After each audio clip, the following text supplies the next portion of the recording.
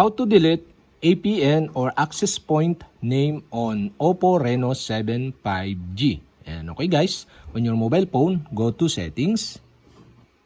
In settings, go to mobile network. In mobile network, select the SIM you want to delete the APN. So I delete into SIM 1. Here in SIM 1, you can see below the access point name. Okay, you can tap this. And now here you can see the APN and you can select the APN you want to delete. So for my example, I delete this Chad Internet access point name. So you'll have to do to delete this. Okay, tap the info icon on the right side of this APN. And below you can see the delete APN button, and you'll have to do to delete is tap this to remove or delete.